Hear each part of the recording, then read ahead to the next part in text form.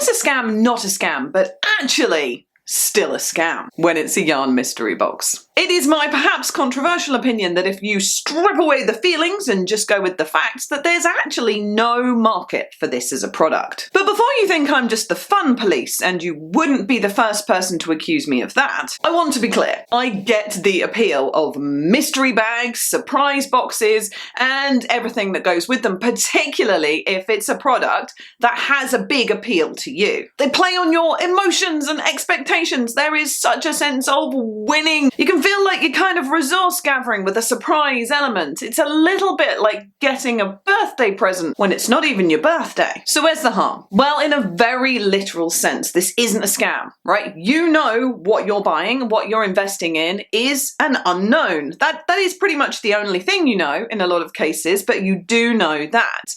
So why does it still feel like a scam to me, and why do I feel like people are being taken advantage of? Firstly, I think that most of us who are really into crochet are more project-based than we are yarn-based. Recently, I've been trying to make some really good decisions on the next projects that I'm going to make based on what yarn I currently have on my shelves, but this is not how I normally do things.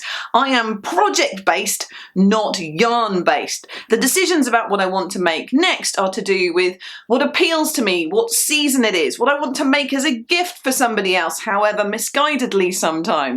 It's not actually often to do with what yarn I have in stock. It's to do with what I want to make, and the decisions about what you want to make can often lead you to then needing to buy even more yarn. Now, if you're lucky, the yarn surprise bag that you're buying will have some kind of information with it. A lot of them will, for example, give you the weight of yarn that you're getting. Personally, I've not seen one that gives you the fibre, which to me is so important, but you know, the weight gives you a guideline, right? And if you know, well, I mostly work with DK yarn and I've ordered some DK yarn from this supplier, it's a good start. But the reality is that if you had all these yarns on a shelf in front of you at the same time, how likely is it that the ones you're getting in the surprise bag are the ones you'd actually pick up and use?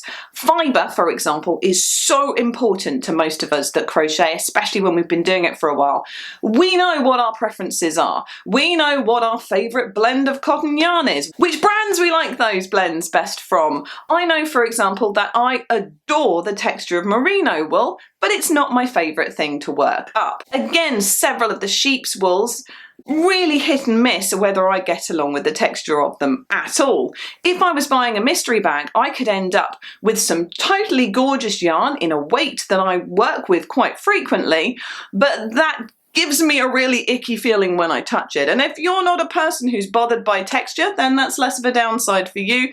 But for me personally, it's a big no-no. It's often something that will completely put me off using a yarn for a project. And then of course there's the practicality of some yarns. There are particular projects where if it's the wrong fibre, it's literally not going to work for that at all, whether it is to do with elasticity or drape or strength. There are a myriad of reasons that different yarns are only going to work for specific projects. That's why we pick them so carefully. And yes, that's part of the fun of the gamble, right? When you don't know what you're getting. I hate to drive this back to logic every time, but where's the logic? You're probably not going to be able to use this, and it's a false economy. I don't know about you, but almost everyone I know is worrying a bit about money at the moment. Costs are skyrocketing. Everything feels like it's 18 times more expensive than it used to be, and none of us are making any more money to balance that out. It means we need to be a little bit more careful with what we're investing, and sometimes this can give a real false sense of economy with the mystery bags, because one of the selling points is like, buy this mystery bag for $50 and you'll get $75 of yarn, which is only a saving if you were going to spend $75 of yarn otherwise, and if it's yarn that you'll actually use. Let's be honest here. Why do sellers produce mystery bags? Well, one of the objectives might be that they want to introduce you to brands of yarn that you might not have picked up and tried otherwise.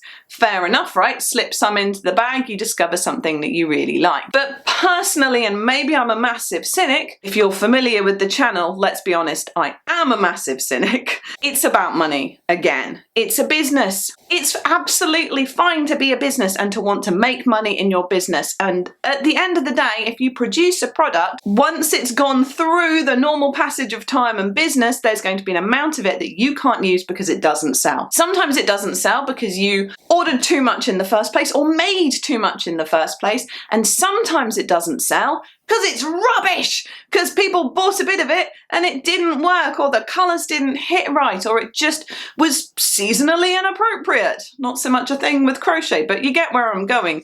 The fact is that people who make these bags of yarn are doing so, I think, a high percentage of the time to get rid of stuff that they can't shift otherwise.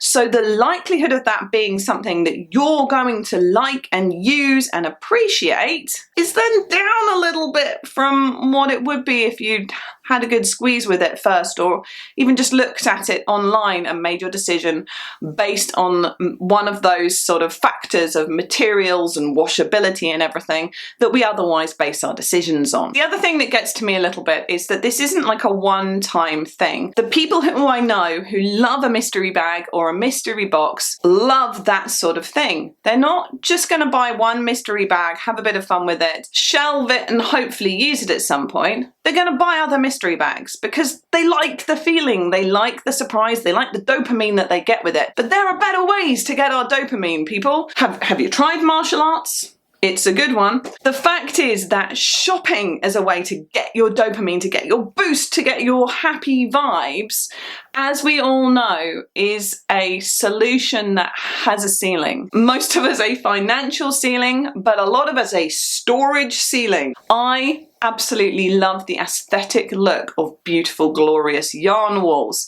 but they have huge impracticalities to them in terms of the safe storage of yarn, and they're kind of just a sign that you've got a lot of dead money. It's not doing anything. It's decoratively beautiful, but functionally, is it useful? So many of the yarn walls that I see in the backgrounds of people's Instagram posts or videos never change. They are very aesthetic and lovely, but I can see, assuming they're not replacing stuff, that they're probably actually, that's not where the yarn that they use is coming from. Lack of storage, lack of space, lack of money. It just doesn't make sense. And finally, people bang on about it too much. I know, you already know, but can we just talk about overconsumption for a minute?